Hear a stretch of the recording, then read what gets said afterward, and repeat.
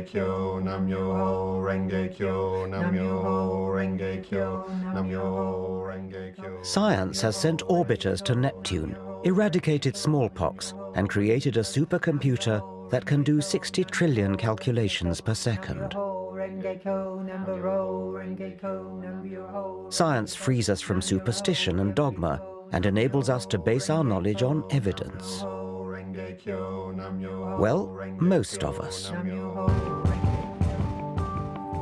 Previously, I've explored how organized faith and primitive religious values blight our lives. You take the women and dress them like whores on the street. I don't dress women, they dress themselves. But you allow it as a norm. The fault line runs deeper even than religion. There are two ways of looking at the world, through faith and superstition, or through the rigors of logic, observation, and evidence, through reason. Yet today, reason has a battle on its hands. I want to confront the epidemic of irrational, superstitious thinking. Would you understand somebody on the spirit side with the name Charles? I believe that I give... You really believe it? I believe absolutely Seriously, 100% that it's true, because it's been proven to me against my rationality. It's a multi-million-pound industry that impoverishes our culture. Astrology leans toward the divine and the sacred, words which I know you don't like very much. And throws up New Age gurus who exhort us to run away from reality. The tree-ness is the spiritual quality. Or the rockness. Or the rockness. Yeah. As a scientist, I don't think our indulgence of irrational superstition is harmless. I believe it profoundly undermines civilization. Reason and a respect for evidence are the source of our progress, our safeguard against fundamentalists and those who profit from obscuring the truth. We live in dangerous times when superstition is gaining ground and rational science is under attack. In this program, I want to take on the enemies of reason.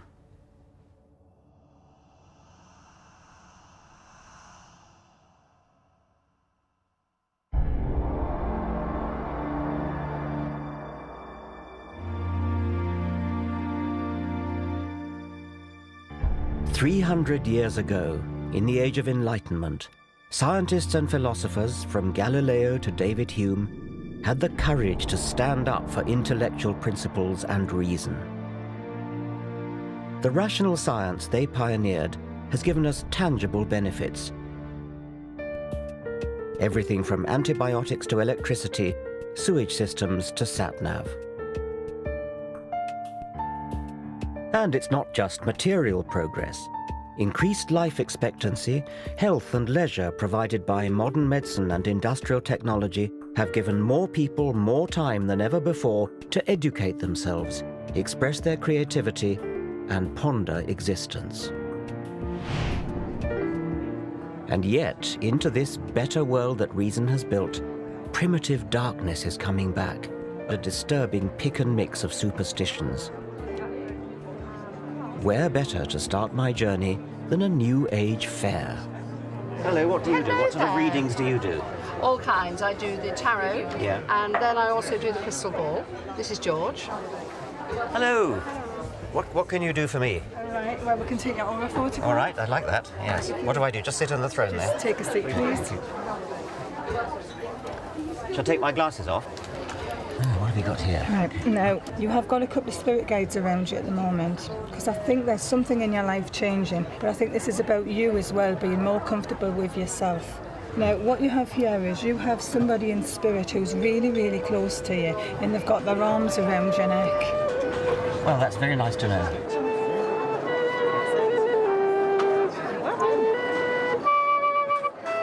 All these people reap the rewards of science and reason, but many here revel in a foggy suspicion of scientific thinking. Okay, so you could teach me how to use my psychic energy. Yes. Is that the idea? Yes, you can rely much better on that than on your head. Irrationality is woven into the fabric of modern life. We unthinkingly indulge unscientific delusion. I'm the rather schizophrenic Gemini. Aquarius. Pisces. Astrology is so pervasive that just about everyone has been indoctrinated with the alleged character of their star sign. They're fiery, a bit unreliable, they love traveling, they're very expansive, they're quite spiritual. Loyal, spend too much money, good leader. They can be a bit moody, swinging one way and the other. They can be very bubbly 1 minute and then a bit down, and you never know what you're going to get with them, my husband says.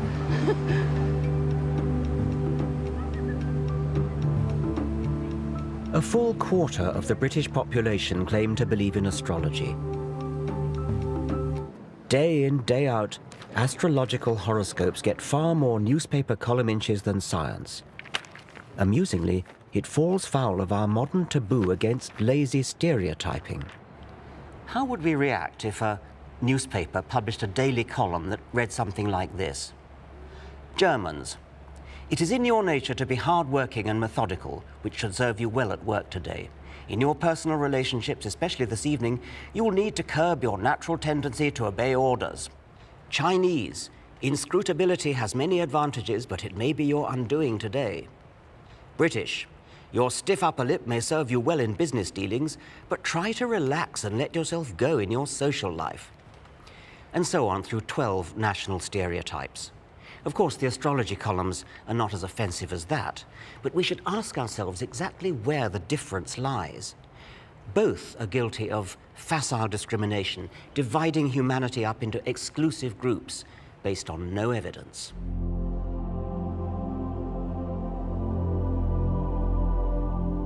I always thought that by the 21st century, science and reason would have long since cleaned up. And yet every day of the week, we're encouraged to retreat into the fog of the superstitious past. Astrology is a primitive belief system made into elaborate pseudoscience. It arrogantly makes humans the focal point of the universe. The movement of planets is supposed to signify petty developments in our career or love life. It was developed in the 2nd century AD by the philosopher Claudius Ptolemy and has not moved on since, despite the discovery of new planets and despite a shift in the Earth's rotational axis that has thrown Ptolemy's zodiac out by 23 degrees. You could ask a question. You could say, who has stolen my money? It never made sense when it was first invented, and it makes even less sense now. Read it off as though you mean they get it right. Do you think there's an actual physical influence of the planets that somehow beams down and influences us, people? I think it's very hard to see that. I think if you try to understand astrology as a causal agent, right, I think that's hard to imagine how that would happen. I think you have to look at the planets as signifiers. When you look at the movement of Saturn around the zodiac, it's a very strong signifier of what's going on in individual lives. I don't even understand how they could possibly be signifiers. I mean, how could the rise of Saturn possibly be a signifier for something that's going on physiologically in a person's body?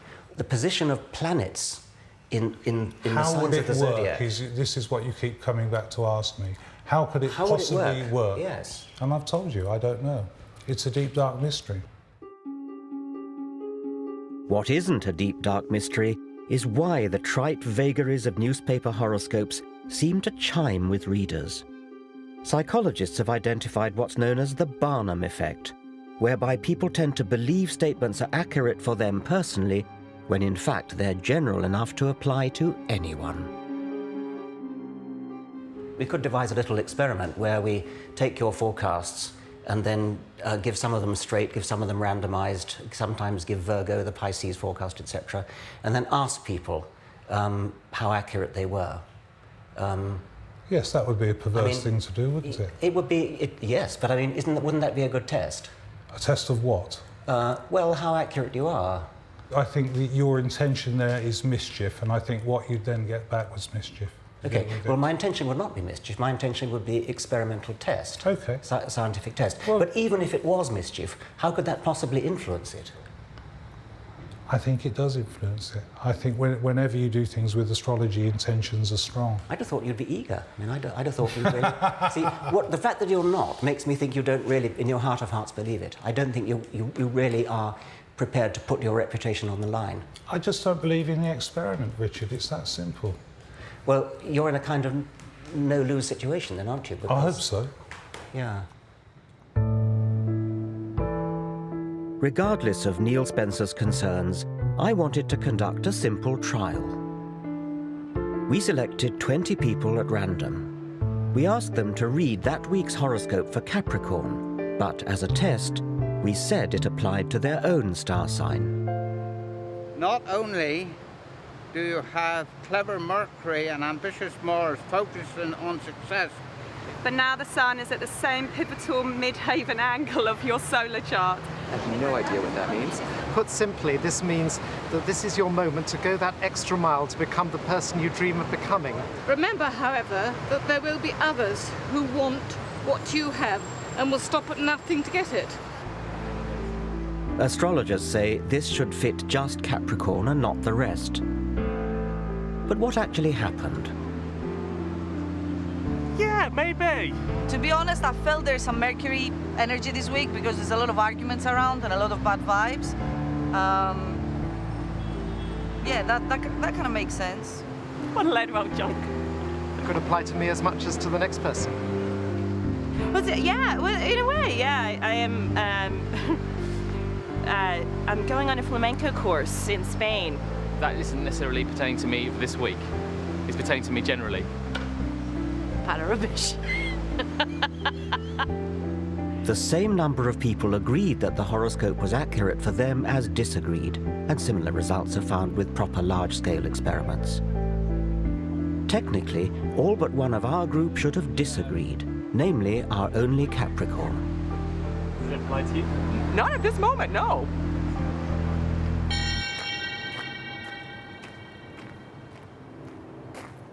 Am I taking this too seriously? I believe astrology misleads the public, denies scientific progress, and belittles our universe. There's a far richer way of looking at the cosmos. Astronomy is a triumph of the human intellect, a real science, constantly enriched by new evidence. Forget about the astrologers' charts with their constellations and planets moving in and out of this house or that house. Go into a real observatory and look at the Milky Way. Or go out into the country on a moonless night. Just lie on your back and gaze up at the stars. The heart-stopping sight you'd see is 100 billion stars spinning through an expanding universe at a speed of 1 million miles per day. The light from some of the closer stars started its journey at the time of the dinosaurs. You're staring into a deep time machine.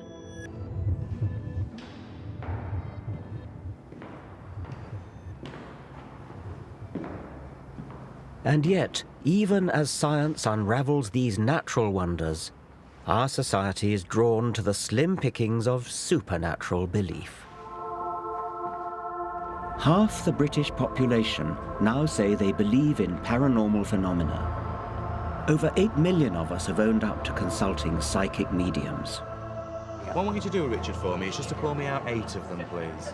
Simon Goodfellow claims that, with these cards, he can use his psychic powers to tune in to the spirits of dead people around me. 7, 8. These voices from the past can apparently give him a glimpse of my future. Lovely, Richard, thank you. Now, I feel he's giving me the initial G with his name, OK? Now, I feel with this man as well, I feel he was a family member.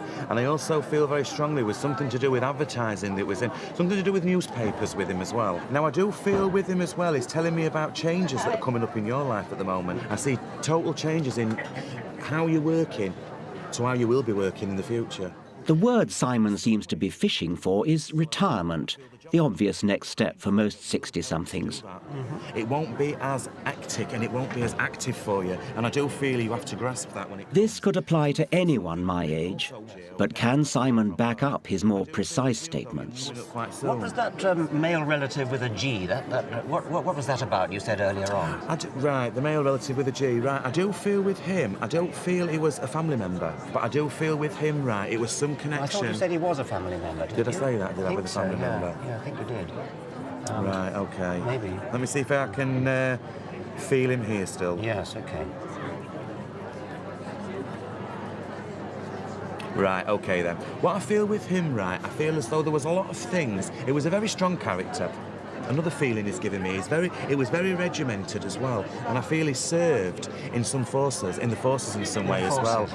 But can you understand anybody with a military background that was connected to you? Well, I've got really nobody military in my background at all, and actually nobody beginning with G either. I don't Right, think. okay. Spirit G has rung no bells, but now another voice comes from the ether.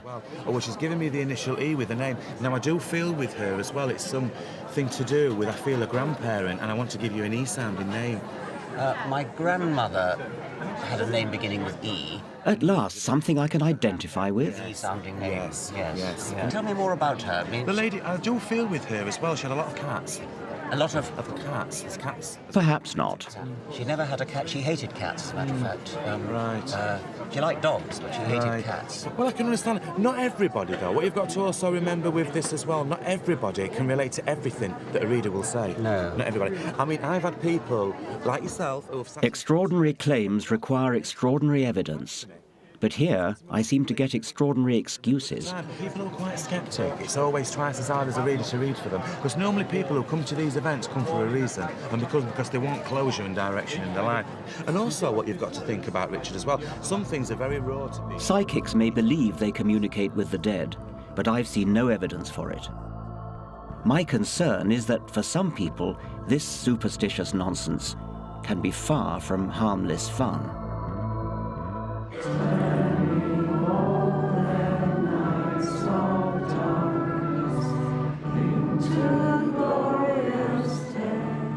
There's a network of over 500 spiritualist churches across Britain. Here, Tuesday night is séance night.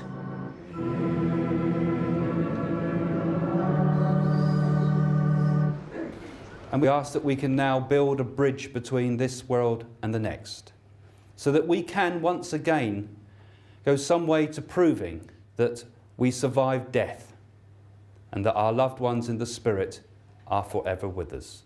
Amen. Okay, I expect most of you are familiar with spiritualism, but those that... Spiritualism makes a nod to God, then it descends into a darker world. The real draw here is when the dead start talking inside the medium's head. Okay, well, the first link that I want to do is I feel I've got somebody giving me the name Charles. And I want a gentleman on the spirit side that passed with chest conditions with this. And there's something about a name that sounds like, it sounds a bit like Devon, but I thought I could hear, could be Davon or Davenport, something like that. And I feel over this side somewhere. Can anybody understand this so far? The lady close to the bookshelf there. Would you understand somebody on the spirit side with the name Charles? No, but I have a home in Davenport. You have a home in Davenport? Yeah. Okay. Isn't what you're doing cold reading? Well, depends what you call cold reading. This is something that a lot of the rationalists have come up with, is saying that what you do is you say something and people basically make it fit. So I'll see if I can find the Charles in a minute, but let me just give you a few things that I can feel about you. Has there been a few problems with a stomach condition around you? Because I feel as if I want to go to my stomach and I feel uncomfortable there. Does that make no sense to you whatsoever? No. Well, would you understand then a lady that I want to connect with on Spirit's side that would suffer with the stomach condition? Yes. Because I'm being given the stomach condition, Yes. okay? And I feel with this lady, I want someone that's a fairly comfortable build, I would say. A bigger build lady, not a slight build lady that's given me this, yes? Yes. Yeah? I think when you really examine the evidence of what myself and other mediums do, you will find that a large proportion could never be explained away by something like cold reading. It's because there are sometimes such specific details that come through. And I'm seeing like a painting, or a print it would be, of a painting that looks like a Stubbs painting. You know, the ones of the horses and the pigs and things like that? The lady in the white at the back there, I'm not around you, am I? Oh, I hate it when I can't find the link. Let me see if I think if I were talking to someone in the spirit world, I'd say things like, what's it like being dead? can you see the whole of the universe? Why do you ask them such banal questions? Yeah, good point. But I think what happens is that mediumship comes from the non-rational, non-verbal parts of the brain, if there's such a thing. I believe it's a blending of thoughts between myself and the spirit communicator. But if only it could be just like a telephone line. Let me just see if I can get a little bit more information from her first. If you've convinced a person that that's their grandmother to the point that they're actually crying, I mean, surely those tears enough are perhaps proof that they've had proof that really is their grandmother that's making the communication. It could indicate just desperate wishful thinking, perhaps. Now, I don't feel I'm with a Stephen Bennett, but I've got those things I want to bring together somehow with particularly a car crash. My friend Ben died in a car crash and his best friend was called Steve. Your friend Ben Parson, but it's not Bennett, as I said, it was Ben. Let me see if I can describe Ben to see if we can... Beyond whether it's true or false, what concerns me as well is the exploitation of often vulnerable people. Can I say, when you were buying the new shoes, had he been on your mind at that time? He's on my mind all the time, really. Yeah, but, because it's as if I was particularly felt him around me at that particular time. That's why I feel I've got the connection with that. And, you know, his message is really, in a way, sorry. Because he can't... Do you feel it might actually be damaging to some people, stopping them from letting go after they've lost somebody that they love very much? It's a good point, but a lot of people bring up that. But I believe that it does help people to progress and move forward. He gives me the feeling that... But do people move forward, or do they get addicted to a spiritual hit? Most of this congregation are regulars. Craig Hamilton Parker's grasp here seems impressive, until it transpires that he's already read this bereaved girl before. He actually had a tyre on the left-hand side of his car changed before the accident, and the police thought there was something to do with that. And I had a message from you before saying it was something to do with the tyre. I've given you a message about him before? Okie dokie, I can't remember that. But anyway, I want to sort of feel his... I believe what I do is absolutely true. I believe that I give... You really believe it? I believe absolutely Seriously, 100% you believe it? that it's true, because it's been proven to me against what I believe is against my rationality. But it's been shown to me so many, many times that life continues. And personal proof that I've had that has given me proof of my father of continuation of spirit. I mean, incredible things that are so very personal and subjective, they're hard to argue a case for. But for me, it's been life transforming. And I believe, as I was helped, I can help others.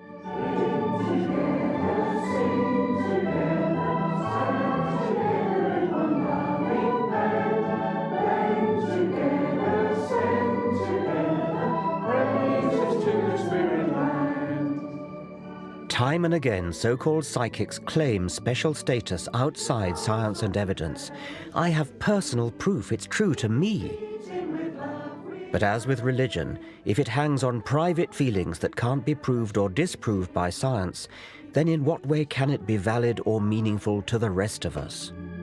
Cling together, sing together, stand together in one loving band.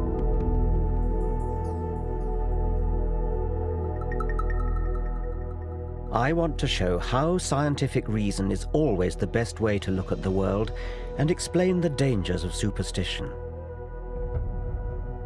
I'm often asked how I know that there isn't a spirit world or psychic clairvoyance. Well, I don't. It seems improbable, but unlike the fixed worldviews of mystical faith, science is always open to new possibilities.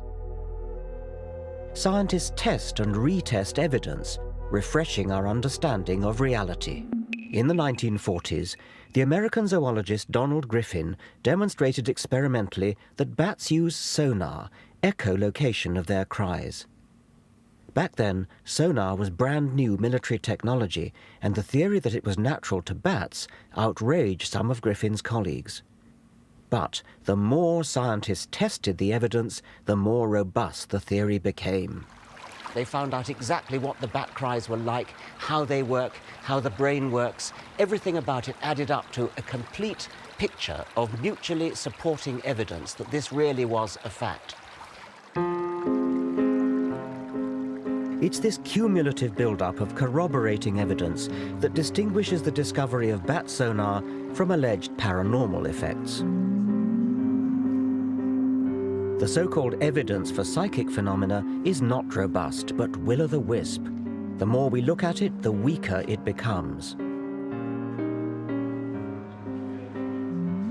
The alleged detection of water through dowsing is not obviously ridiculous. It might work, but does it? The only way to tell is through a rigorous experiment. How does dowsing work? That's the #1 question, and nobody can answer you.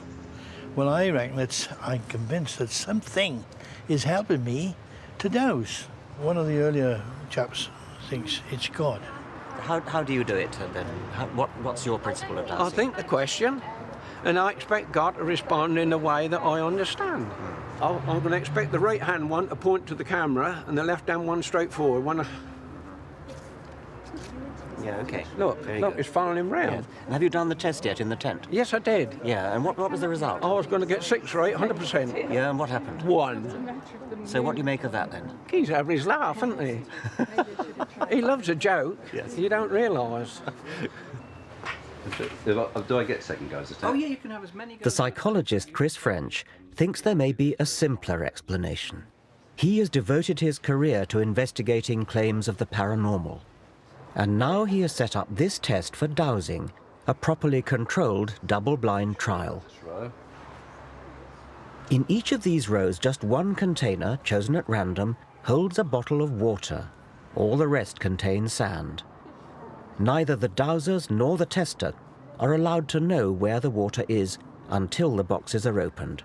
So there are no unintentional giveaways. Have another go. Safeguards like this make the double-blind trial one of the crowning achievements of scientific reason. Okay, put it on the end one then. Number 6 again. I'd say so. Okay. Right.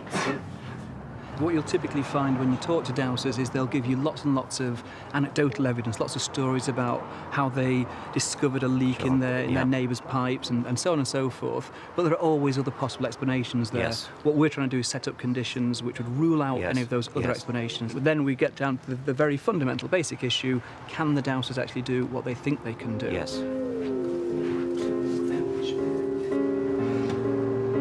Okay. I think it's 4. I think it's 4. So shall we see how well you've done? This is sand. In that case, I can't do this. This is the waters in number 5. Sand again. This time, guess was bin number 3. And this time you're correct. That's water. I'm afraid that's sand. Yes, well, actually, there are 2 possible ones. Final trial, it's sand again, I'm afraid. In that case, I'm 100% wrong again. Well, you got 1 right out of 6, which is what we'd expect by chance. So far, they're performing pretty much in line with mean chance expectation. In other words, guesswork. Yeah. So no one has scored more than 2 hits out of 6. 3. 3. The people you've been testing, do they understand why they're being put through the double-blind procedure? I think once we've explained it to them, then they appreciate why someone who is perhaps sceptical or doubtful about their claims would see that that was necessary. What's interesting is it doesn't actually tend to dent their confidence at all. Which suggests that they're completely sincere. I think they are completely sincere. Yes. And that they're typically very, very surprised when we run them through a series of trials and actually say at the end of the day, well, your performance is no better than would expect just on the basis of guesswork. And then what typically happens is they'll make up all kinds of reasons, some might say excuses, as to why they didn't pass that particular test. I feel the whole test is wrong. I'm shocked beyond words that this has happened. But I did say from the outset, couldn't we just sort out some grey blocks and some scaffold boards so that I can walk above it, which is what I would routinely do and I've done for 40 years. Who knows where or what bottles were in what tubs. That's the whole point, isn't it? That's the whole point. But if you understand dowsing like I do, you'll understand that everything leaves an image. This state of denial is extraordinary. Even when confronted with hard fact, these dowsers prefer not to face up to truth, but retain their delusion.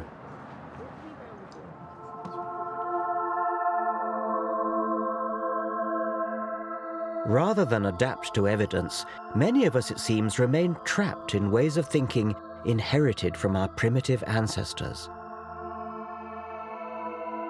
Irrational belief, from dowsing to psychic clairvoyance, has roots in early mankind's habit of attributing spirit and intention to natural phenomena such as water, the sun, a rock, or the sea.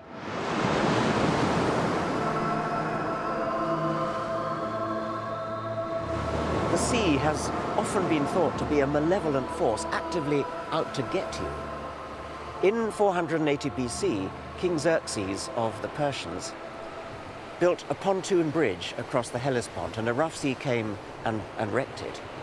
And King Xerxes was so furious that he sentenced the sea to 300 lashes. I wonder whether there's something of King Xerxes in all of us to this day. We don't want to believe that things just happen.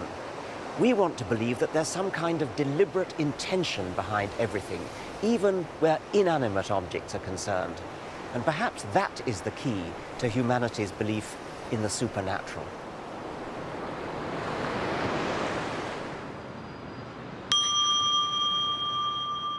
Even in the 21st century, despite all that science has revealed about the indifferent vastness of the universe, the human mind remains a wanton storyteller, creating intention in the randomness of reality.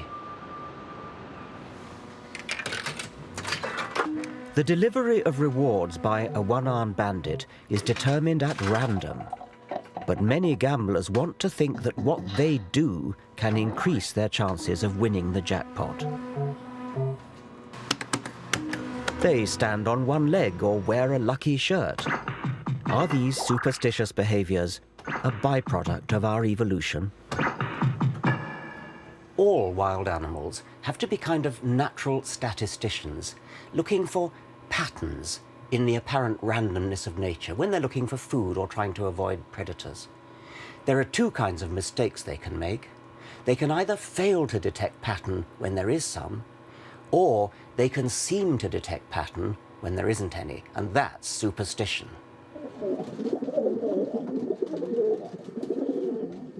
60 years ago, the American psychologist B.F. Skinner investigated the behavior of pigeons, rewarding them with food when they learnt to peck a key in the feeding apparatus.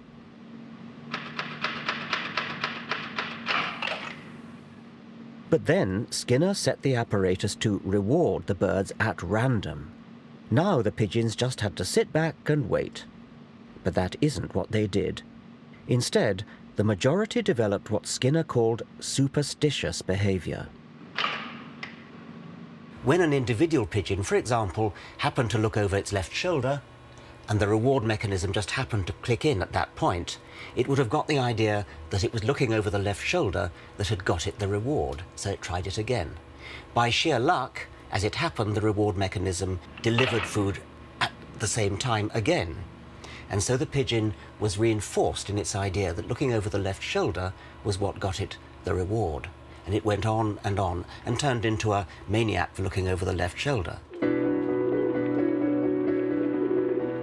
Humans can be no better than pigeons. We constantly create false positives. We touch wood for luck, see faces in toasted cheese, fortunes in tea leaves. These provide a comforting illusion of meaning. This is the human condition. We desperately want to feel there's an organizing force at work in our bewilderingly complex world. And in the irrational mindset, if you believe in the mystical pattern you've imposed on reality, you call yourself spiritual.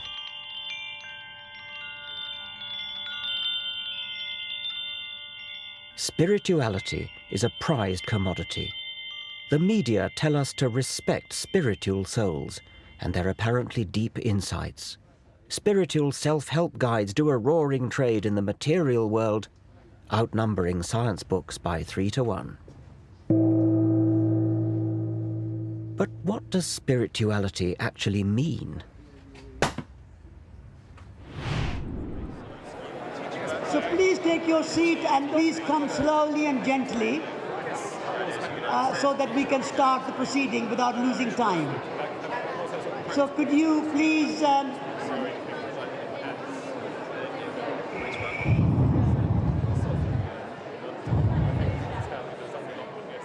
Satish Kumar is the editor of Resurgence, an ecological magazine at the sandal-wearing end of the Green Movement, and he counts amongst his many fans Prince Charles and the Dalai Lama. I represent the entire history of evolution. I was present in the beginning, the first Big Bang, and I'll be here for billions of years to come. But isn't Satish's spirituality just about imposing yet another superstitious false positive? World is made of two elements. One element is visible element.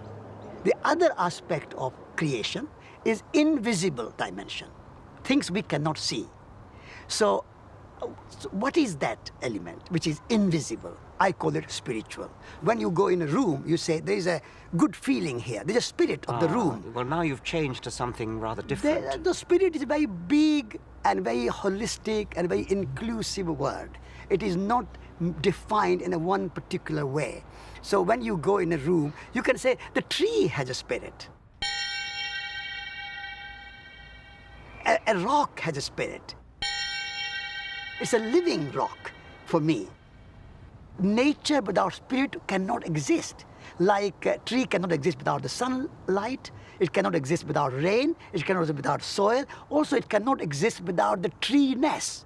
The tree-ness is the spiritual quality.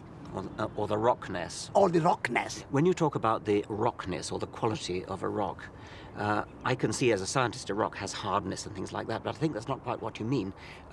It sounds as though what you do mean is something imposed by the human observer. A rock is atoms. But there is a rock quality in the rock.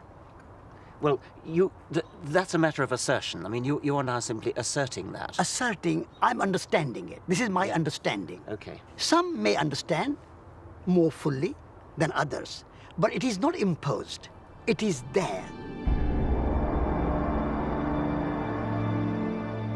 It all sounds very poetic, but it's not reality. Like priests, mullahs and rabbis, New Age mystics ceaselessly attempt to fill gaps in human understanding with fabricated meaning. Science and rationality are often accused of having a cold, bleak outlook. But why is it bleak to face up to the evidence of what we know? The word mundane has come to mean boring and dull. And it really shouldn't. It should mean the opposite, because it comes from the Latin mundus, meaning the world, and the world is anything but dull. The world is wonderful. There's real poetry in the real world. Science is the poetry of reality. And yet today, science is under attack.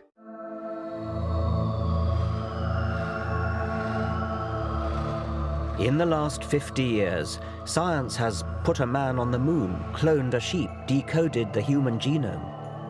And yet, sadly, the white heat of the 1960s seems to be treated as a white elephant today. What colour do you see, guys? In the thing, it looks multicolored. Okay, it's blue, yellow, and that's it. It's not... A prejudice against science is evident in schools. Physics A-levels have halved in the last 25 years, chemistry fallen by more than a third. University departments are closing all around the country. And last but not least... This is a betrayal of the Enlightenment. The fundamental problem, I think, lies with the fashion throughout our educational system to teach students to value private feeling more highly than evidence-based reason.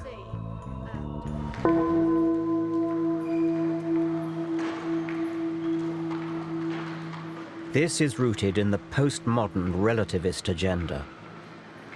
For relativists, scientific truth is just a patriarchal Western orthodoxy that, like the old Roman Catholic Church, stands in the way of other equally valid outlooks on the world. With things like the paranormal, the drive for alternative medicine, all these kinds of movements away from the orthodoxy in science, I see it a lot as like the Protestant Reformation was vis-a-vis Roman Catholicism. Internet, in a way, is kind of functioning as a kind of information source, very much like the printing press did in the 15th century and 16th century, that is in a sense empowering people to sort of look up stuff for themselves in terms of different kinds of treatments and things like that, and in a way not trusting the experts anymore. Saying, well, look, why do I have to trust, you know, the GP? Why do I have to trust the Royal Society? I think you're so close to being right, but yet you're damn wrong. You're absolutely wrong.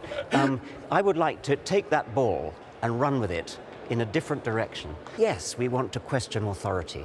We don't want to say, because this person is the president of the Royal Society, therefore what he says is right.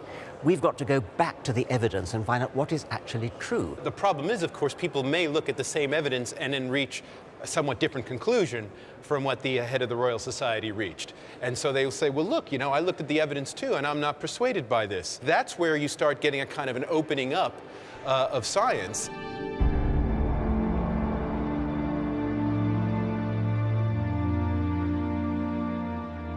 Steve Fuller is of course right that the internet is revolutionizing how we use and consume information.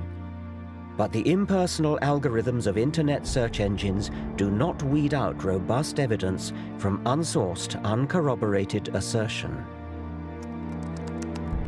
Wikipedia World presents both great opportunity and huge danger.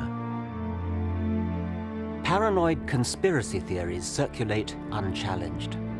Sometimes they're relatively harmless, like the rumor that NASA faked the moon landings, which is a bit of a joke because the evidence for going to the moon is so strong.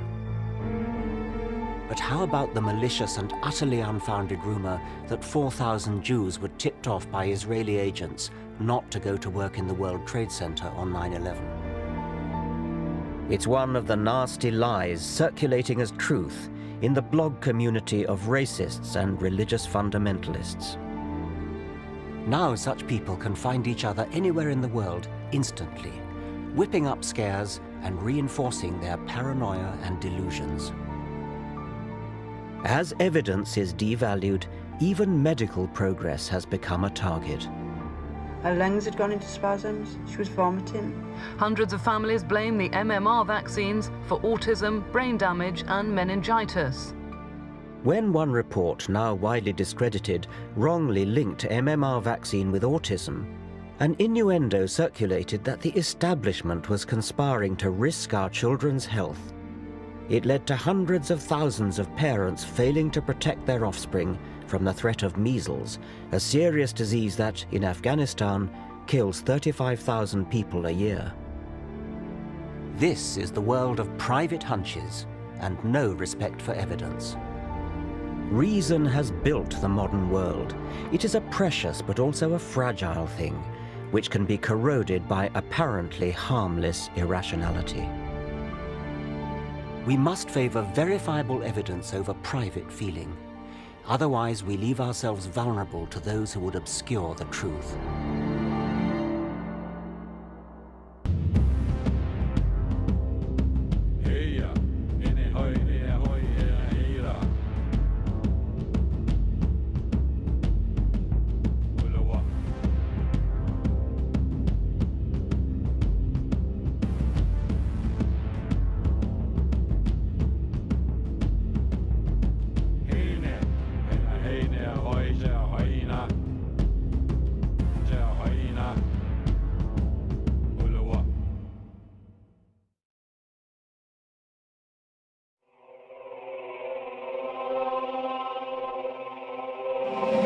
There exists a hidden world of microorganisms beyond what we can see with our unaided eyes.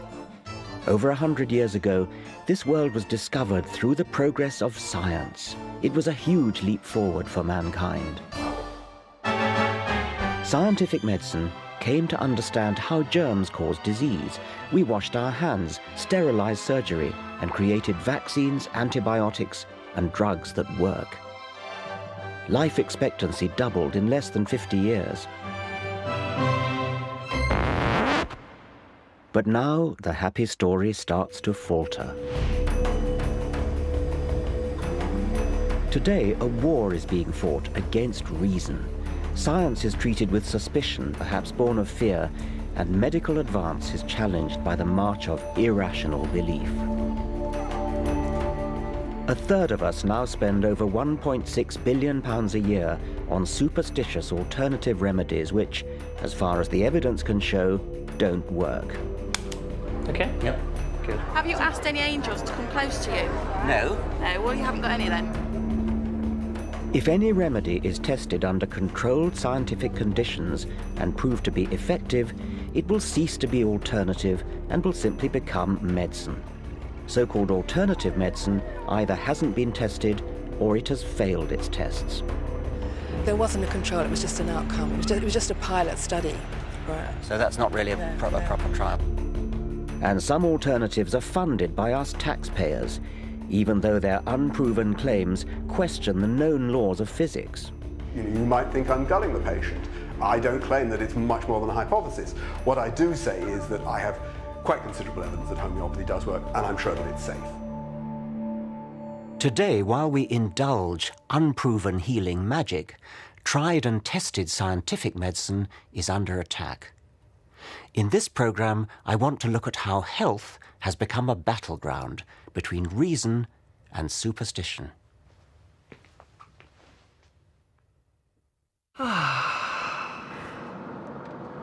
You come here to move through time and through space. Allow the eyes to gently close. Smile your very best smile. Swallow the smile with some saliva into the heart and let the heart smile back at you.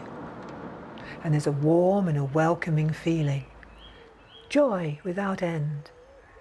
Grace, beauty, laughter. The deep knowing of the wise being that you are. And the golden glow that comes from the heart comes from a golden flower. And use the gold light from the center of the flower like a sunbeam and beam it onto those petals and wake them up. There is a second part that's very personal. And this is to step inside the pearl itself. Because if you step inside the pearl, you could find out who you are.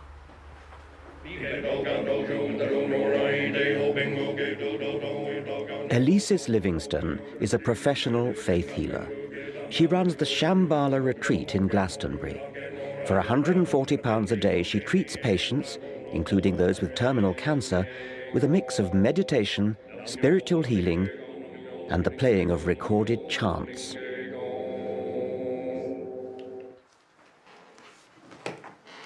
She believes she can alter the structure of DNA. Quite an experience. Thank you very much. Yes. DNA is very interesting right now in the evolution of the human race. Every human being, except a very small percentage, has a double helix in the cell. We don't all have. Oh, everyone. You said a very small percentage. Oh, no, a very small percentage do not. Really? They have got more strands. We used to have in Atlantis 12 strands, and they're in the form of 4 triangles facing in each cell.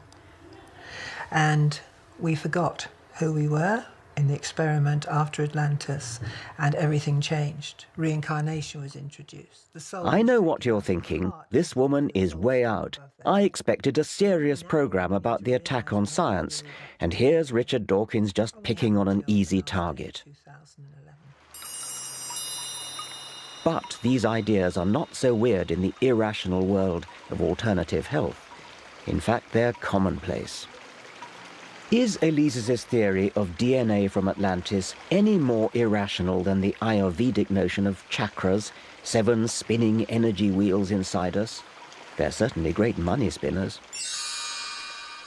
How do we know all this? Where does all this come from? It comes from the Akashic record, the record of all vibration on this planet. We also have knowing. When we were doing the heart meditation, you go into the deep knowing.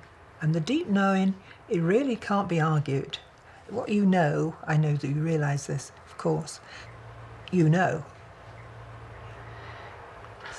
Well, I know that DNA is a double helix, but that's only been known since 1953.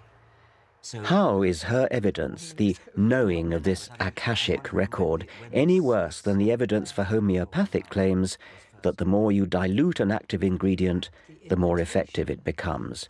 Both depend on faith. For all things and all activations of spirit.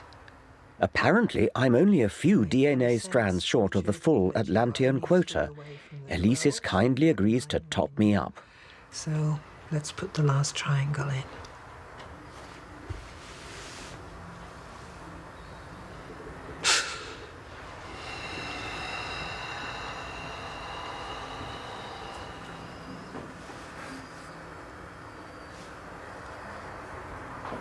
And it's done. Let me know in 6 months how you're feeling. I'll wait and see if I get any yes, any buzzes. Any effects. Yes.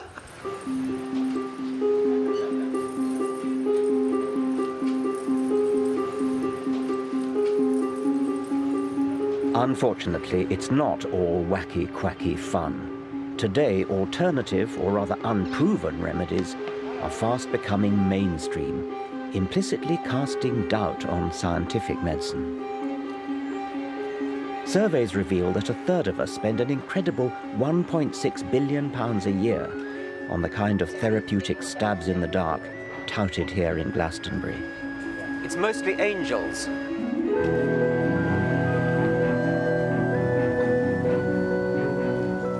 I want to find out why such superstitious nonsense is mounting a growing challenge to scientific medicine.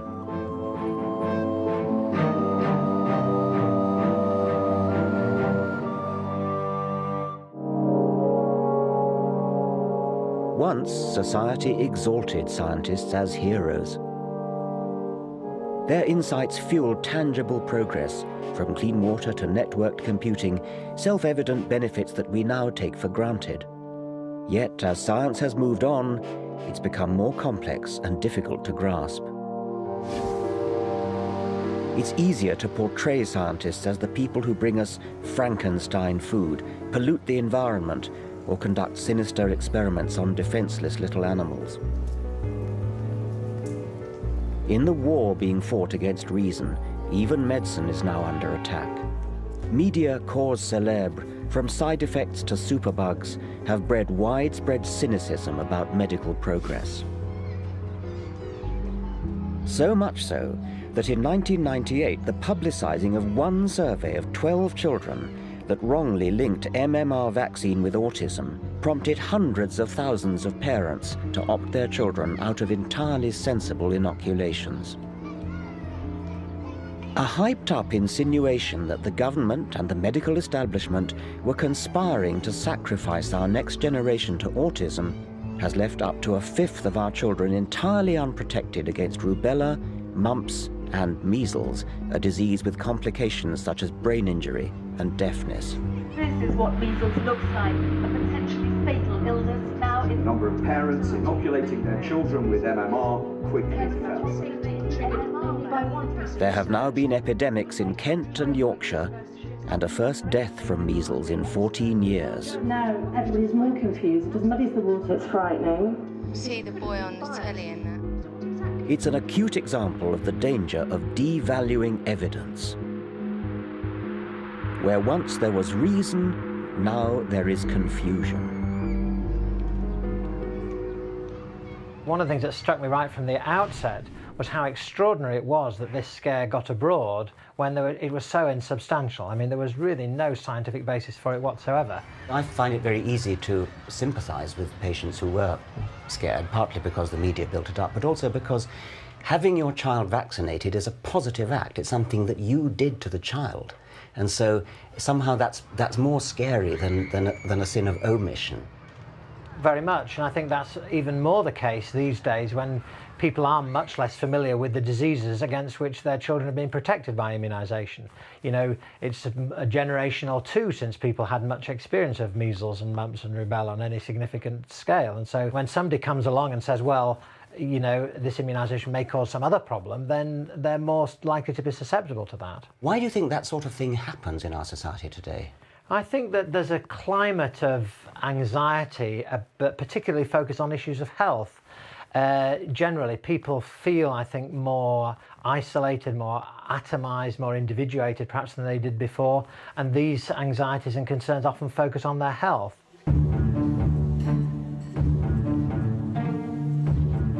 This is a paradox of early 21st century life.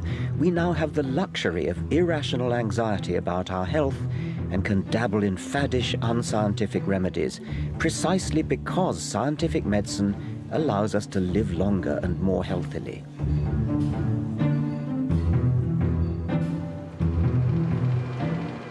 Our fears are fed by newspapers, which wildly exaggerate the risks of scientific medicine and meanwhile churn out acres of positive coverage of alternative therapies. In any other field, politics say, or the next move on interest rates, journalists would ask hard questions and demand answers. But alternative medicine has managed to lodge itself in the less rigorous lifestyle and celebrity pages, essentially free advertising.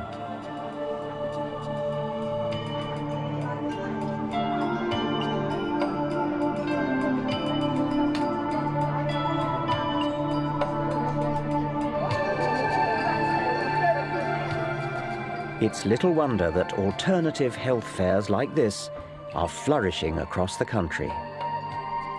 What's your line? What do you do here? Magnetic therapy. What is psychic energy? What are these wands used for?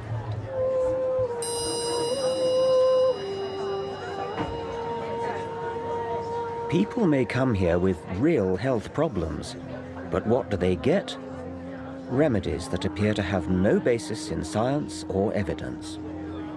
People putting these in a cat's bed, they'll find the animals will go to the bed with the magnets in it. Has that been done properly with controlled trials, is it? No, not been controlled trials. They've got ancient wisdom that we don't. Right.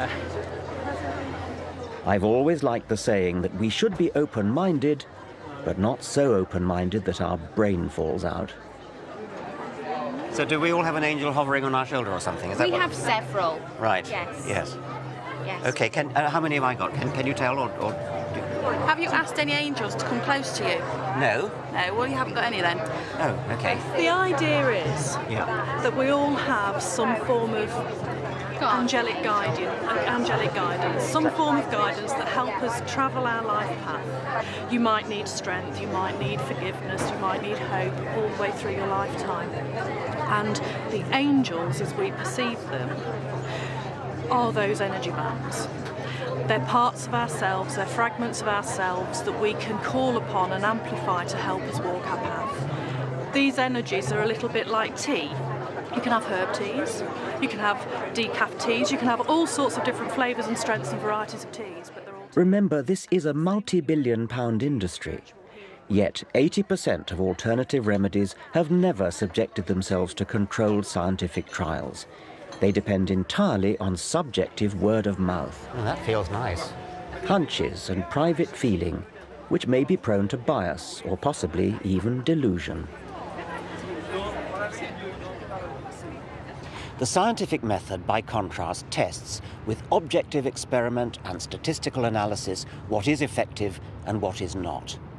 Individual scientists may or may not be honest, but science, with its safeguards of peer review and repeating experiment, has scrupulous honesty built into it by design. Science replaces private prejudice with publicly verifiable evidence. Untested and unverified, yet desperately seeking credibility, alternative remedies follow in the rich tradition of organized religion and set up intricate belief systems. They substitute real science with pseudoscience.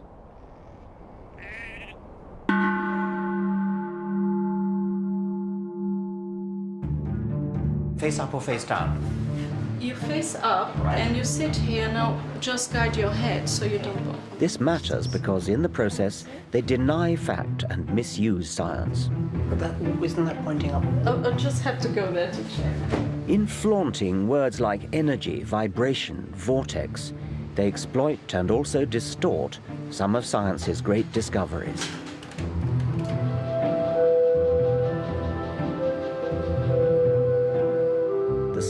I'm sure, is therapeutic.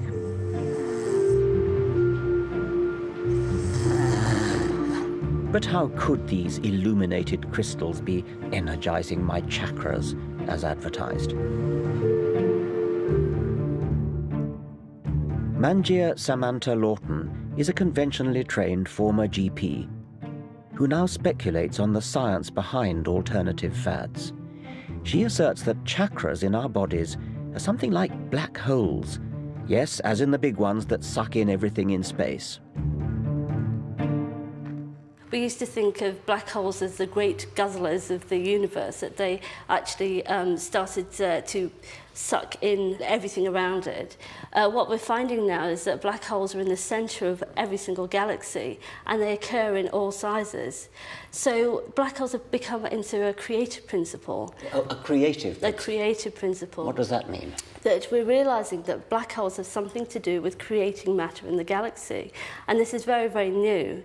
And what I'm suggesting is that black holes are creative at every level, even within our own bodies, which is what perhaps the chakras are. So whereabouts in my body might there be a black hole? Well, the idea from esoteric knowledge is that chakras are centres in the body that are spinning, which is why they're called wheels, chakras. And there are different colours and they relate to different parts of the body. So there are traditionally 7 chakras at different parts of the body.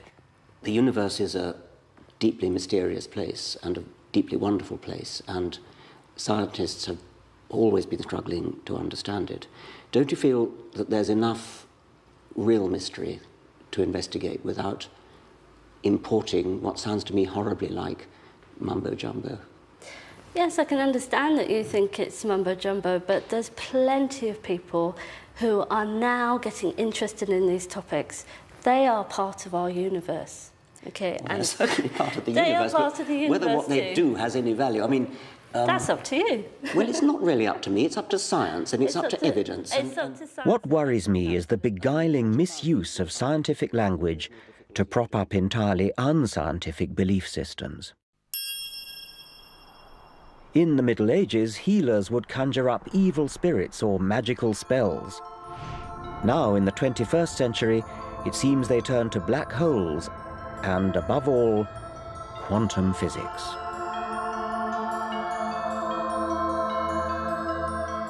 Quantum theory accounts for the anomalous behavior of light and atoms. It's astonishingly accurate, but notoriously difficult to grasp. But Deepak Chopra, who once qualified as a doctor, has seized upon quantum jargon and applied it to healing.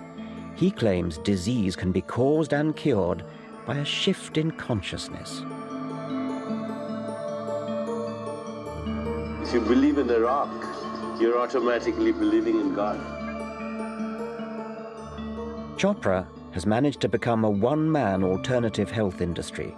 He's worth up to $75,000 per lecture, and in this era of self-absorption, he claims Michael Jackson, Madonna, and Hillary Clinton as followers.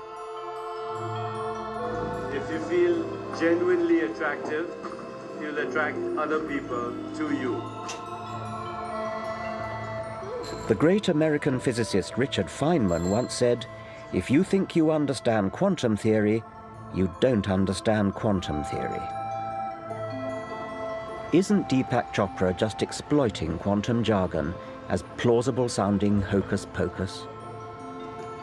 Quantum healing is a theory that a shift in consciousness creates a shift in biology. That's it. We try and get into every aspect of a patient's life, their relationships, their hopes, their dreams, and then we combine it with a ritual of deep meditation, massage, and really a lot of spiritual counseling, including the fear of death. We think that many times patients feel healed even though they may die from a disease if they learn to go beyond their personal fear of death. And you can never do that unless you have a patient have a spiritual experience. Where did the quantum theory come into that? Oh, it's just a metaphor, just like an electron or a photon is an indivisible unit of information and energy. a thought is an indivisible unit of consciousness. Oh, so it's a metaphor for a unit. It's nothing to do with quantum theory as in physics. No, I think quantum theory has a lot of things to say about observer effect. There are a school of physicists who believe that quantum leaps, for example, are examples of discontinuity. And creativity in consciousness is also an example of discontinuity. And that healing may be a biological phenomenon that relies on biological creativity.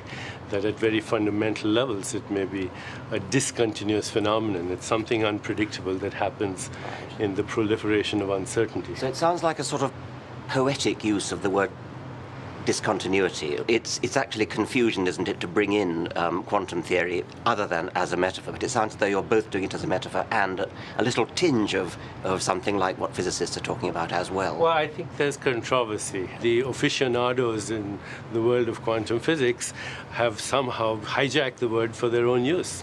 Oh, okay.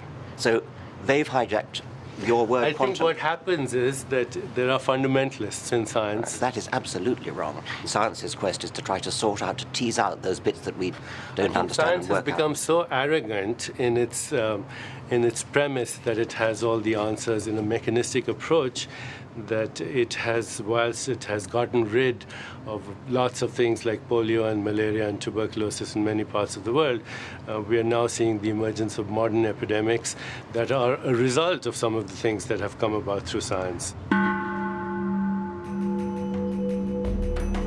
Chopra at least wears his disdain for Western science openly.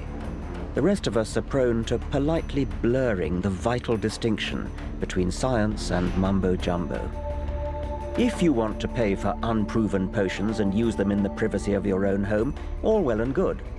But such is the power of the alternative medical lobby that one seemingly bizarre remedy has become embedded in our National Health Service.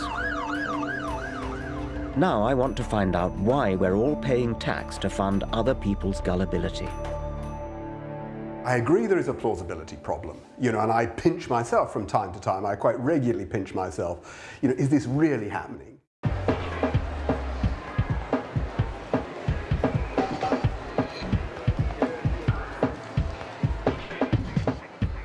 It's the hottest alternative health fad.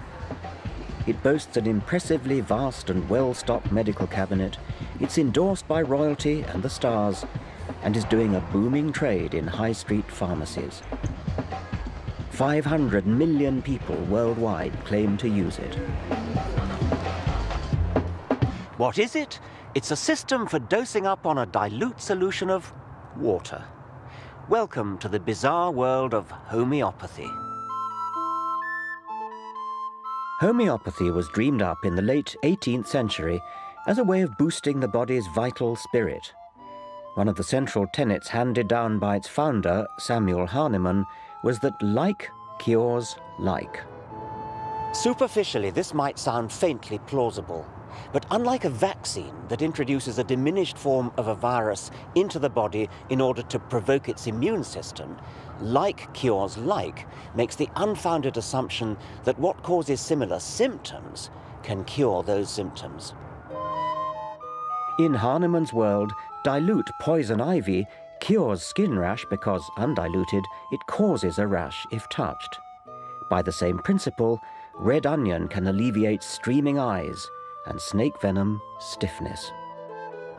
But amazingly, homeopathy gets even stranger still. Homeopaths claim that the more you dilute an active ingredient in water, the stronger medicine it becomes. Most homeopathic remedies are marked 30C. What does that mean? It means 1 part medicine to 100 to the power of 30 parts water. How much? A drop in a fish tank? No? A fish tank is nowhere near big enough.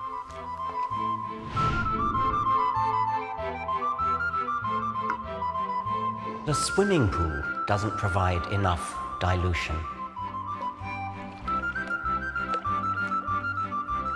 Not even a lake. What about a drop in the ocean?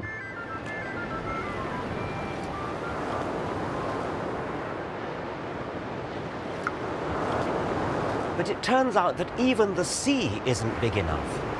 For the really approved homeopathic recipes, in order to get one molecule of the active substance, you need to imbibe all the atoms in the solar system. To science, just doesn't make sense. Even homeopaths acknowledge that there is not a single molecule of active ingredient in the bottle they sell you. It's just water. So how can it possibly work? In an attempt to resolve the paradox, homeopathy boldly paddles further up the creek of pseudoscience, claiming that water somehow has a memory of the now completely absent active ingredient. But wouldn't water also have memory of other, more common impurities it's come into contact with? Salt, urine. Scientists have calculated that in each glass of water we drink, at least one molecule has passed through the bladder of Oliver Cromwell.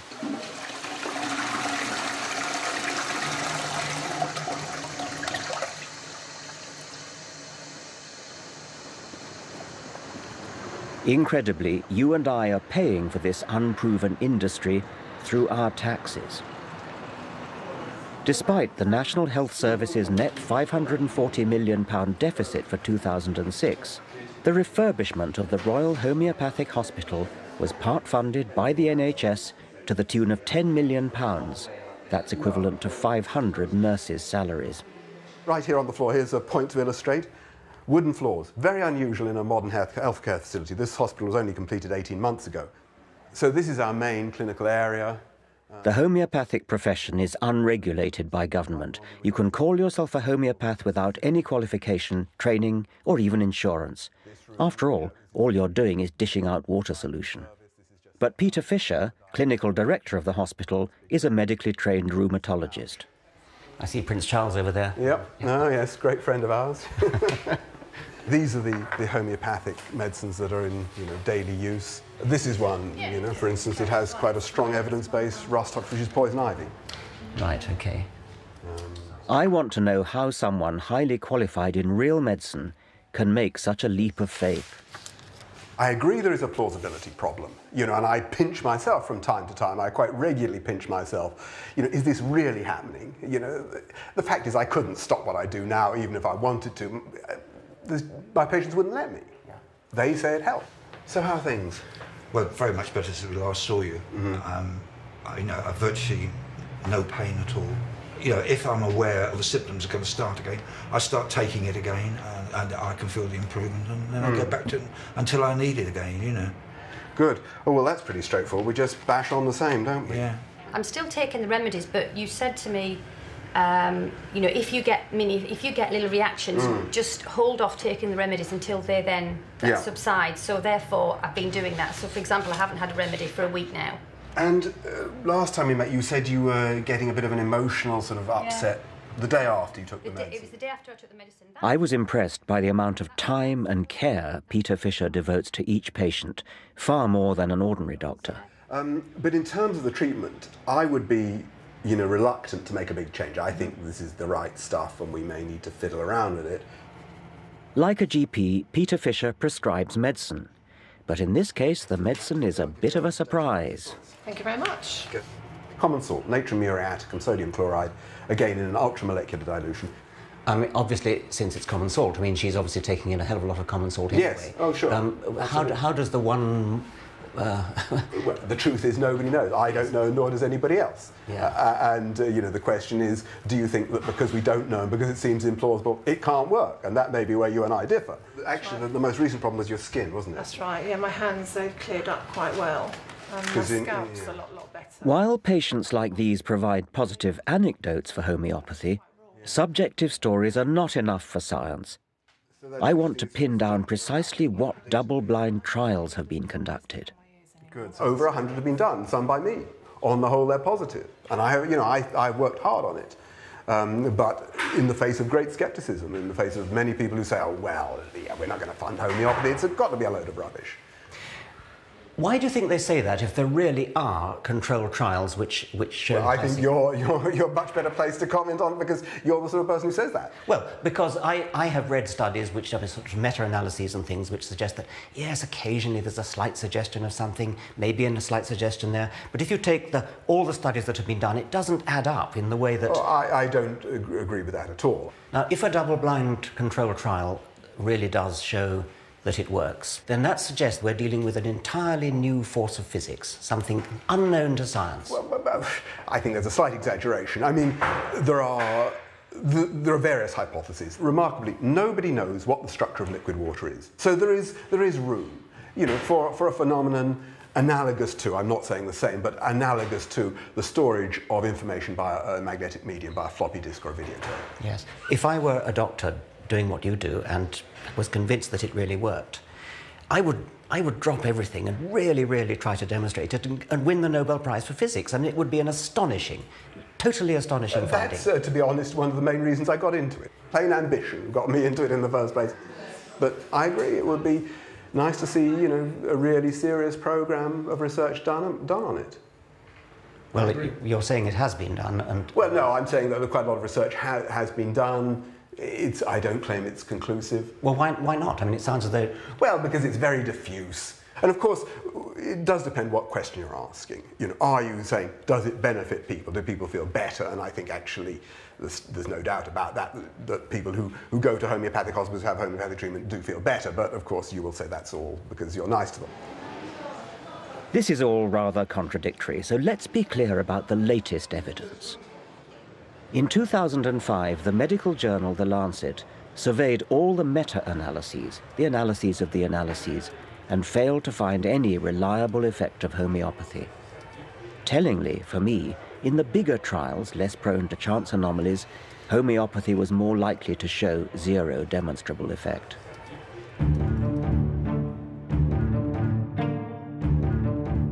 And yet, despite the lack of robust evidence, homeopathy thrives. Many clinicians look on in horror at the unlevel playing field of trials and evidence for medical licensing. In 2004, American trials seemed to show that the drug Herceptin could halve the death rate for a particularly virulent form of breast cancer. This was a major breakthrough. Patients understandably clamored for the new drug, but unlike in the world of homeopathy, the claims of scientific medicine are tested rigorously, and that takes time. Accordingly, the license was delayed. We went through a period of a year or two when Herceptin, quite rightly in my opinion, was held up for the treatment of breast cancer until all the evidence was there. So we had extremely rigid cost-effectiveness analysis before we could use Herceptin. And, okay, there was a short passage of time when it seemed unfair. But you compare that when actually lives are lost because we're talking about life-threatening disease with drugs which actually save lives, to the way that ineffective, irrational remedies are just being nodded through. I mean, it makes you weep. The pharmaceutical industry takes a lot of knocks, and yes, drugs are very expensive. But the reason they're so expensive is there may be 20 years of R&D to get to an effective product. Every step of the way is checked and double-checked. And now, through the back door, we're getting a class of compound being allowed into the marketplace with a license with no such evidence of efficacy. I can't understand how you could even... But if homeopathy isn't tested properly or flunks its trials, then why do homeopaths remain popular? A lot of them owe their success not to the homeopathy, but to the fact they are decent people. They have time, they're compassionate, they look the patient in the eye, they talk to someone for an hour. These are nice people.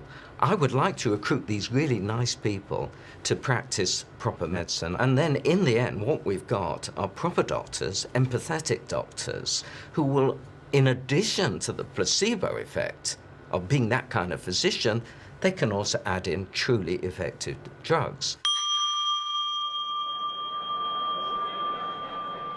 Clinical trials show that homeopathy simply cannot match up with safe chemical drugs. Yet in the realm of petty ailments like sore eyes or itchy scalp, homeopathy is probably innocent enough. Because it's really all about attentive doctors spending time listening to the patient. That one is still, the right one is still a tiny bit puffy, isn't it? Or is it? Well, it's always like that. Then giving them something that makes them feel better, precisely because it's supposed to make them feel better. I think it's all down to the placebo effect. I want to find out if that's the key to alternative medicine's grip on public confidence. I would disagree with you that I think something is being done. And why are we so good at placebo and the orthodox medicine is not? Well, they're pretty good at it too.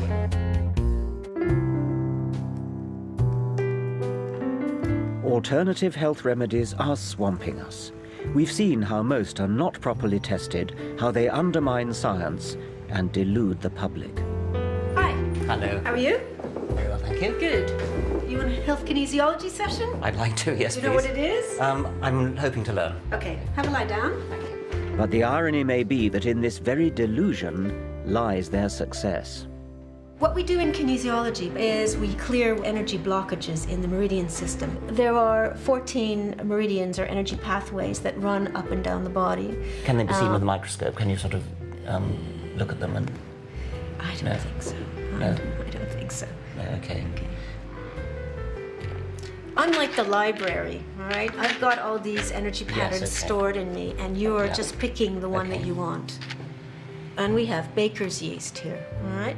So I'm just going to touch a point right by your ear. This is the test for allergy. There's just no tension. It just releases completely. Okay, do you want this fixed? Yes, please. Okay. I have to admit I'm rather enjoying this kinesiology. I feel very relaxed. But what is helping me here? The tapping of my feet? The feel of a kind woman's hands? Or some sort of expectation that what it's doing is therapeutic? What I'm talking about is the placebo effect, treatment through the power of suggestion. And I'm going to hold points on your head, okay? Right here and here. And what I want you to do is think the phrase, fear of being ignored. Human beings have evolved extraordinarily sophisticated self-healing mechanisms. Above all, a powerful immune system. Fear of being ignored. Could it be that interaction with any kind of healer acts to focus our self-healing abilities? Some evolutionary psychologists believe this may be the entirely rational explanation behind irrational remedies. Fear of being ignored. It works because most of medicine, in fact, is a case of self-cure. When the pain goes down after taking placebo medicine, or under the influence of acupuncture, for example, it's our own minds which have reduced the pain. Yes, surely what you're saying is that we get better anyway. Why then would alternative medicine be better? Surely an ordinary doctor might do that.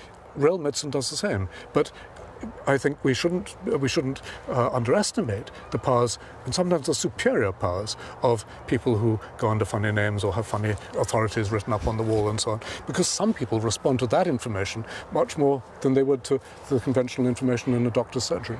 Nevertheless, I have a sort of hankering after what's actually true. How far do you think so-called alternative practitioners believe the mumbo-jumbo that they say is the theory behind their potions, and how far do they know that it's a placebo? Are they deceiving or are they self-deceiving? I think in many cases they're self-deceiving. Well, it's not even self-deceiving. They have seen in their own experience that these treatments work, so they believe in them. They have then to invent a rationale, some spiritual or magical explanation of what they're doing. Supposing you were a miracle worker in the 2,000 or 3,000 years ago, supposing you were Jesus and seeing that lame men got up and walked when you told them to, you'd be rather impressed with yourself, wouldn't you? Yes. But I'm sure it was a placebo effect. Yes, right. Yes. I still believe scientific medicine offers more effective and more honest treatment. But I accept Nick Humphrey's point that alternative medicine is peculiarly well positioned to dish out placebos.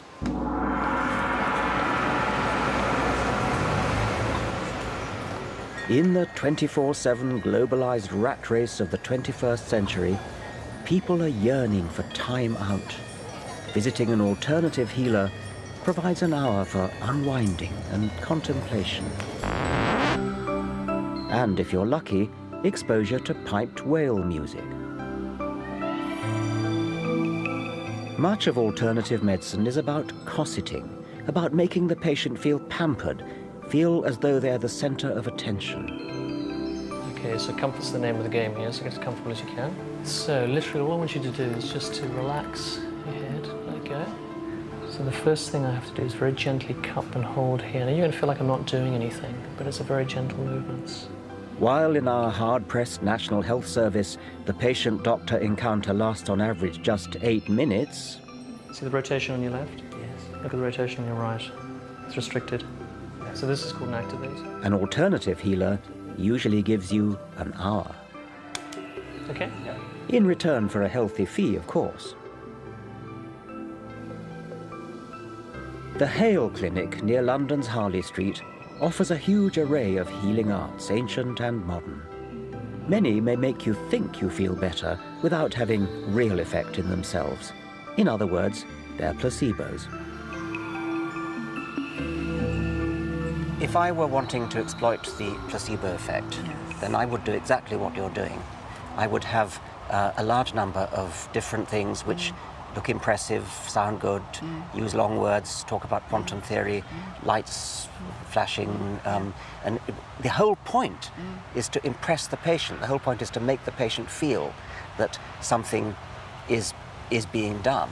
But something is being done. I mean, I would disagree with you. That I think something is being done. And why are we so good at placebo and the orthodox medicine is not? Well, they're pretty good at it too. And I mean, I find when I go to my doctor and he just talks to me, I seem to be miraculously cured as a well, that's very, very important. It is very important. But maybe he's giving you some healing energy. You don't know. Well, he wouldn't call it that. Yes, I know he wouldn't call it that, but it could be.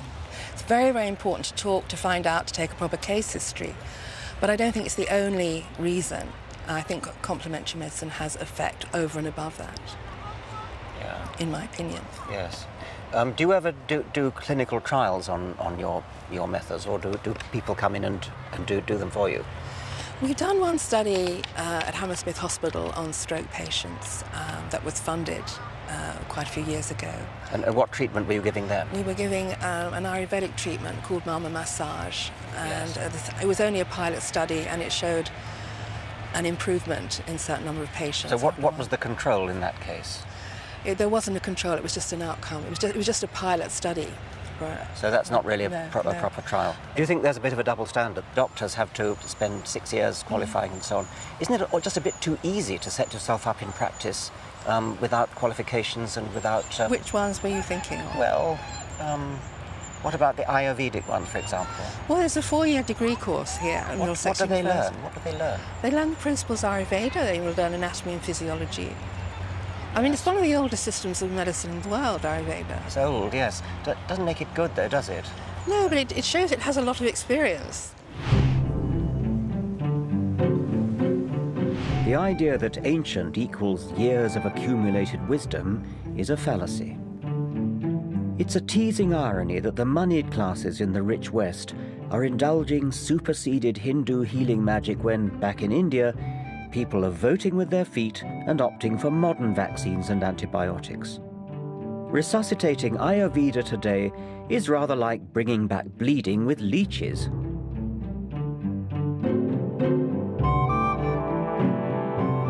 In medicine, ancient also means developed before we understood the causes of disease, before germ theory.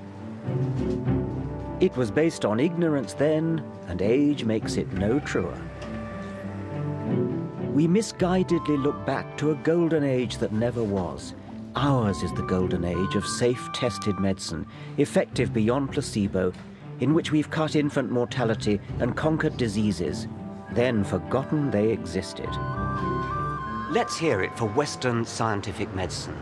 In the 20th and 21st centuries, we've all but eliminated terrible diseases like polio, completely eradicated smallpox by a worldwide program of vaccination, Antibiotics, well, I wouldn't be here but for antibiotics, and I guess there's a good chance that you wouldn't be either. Blood transfusions, magnificent surgery, all these things are given to us by scientific principles, scientifically trained doctors. All the methods are properly tested and retested. None of that could be said for so-called alternative medicine.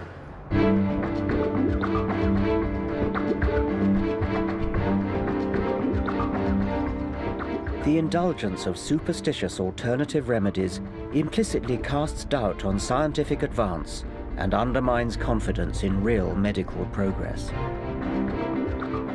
Yet, as we've seen, the attack on medicine is just one small part of the creeping rise of irrational superstition. In Ayurveda or clairvoyance, homeopathy or astrology, we're confronted by those who deny evidence of the real world and instead bend reality around a dogmatic belief system handed down by tradition. Skeptical, rational inquiry is always the best approach. We don't have to follow the herd and buy into trendy, untested health fads. We don't have to be swayed this way and that by media-driven health scares. Instead, we can think independently and be truly open-minded. That means asking questions, being open to real corroborated evidence. Reason has liberated us from superstition and given us centuries of progress. We abandon it at our peril.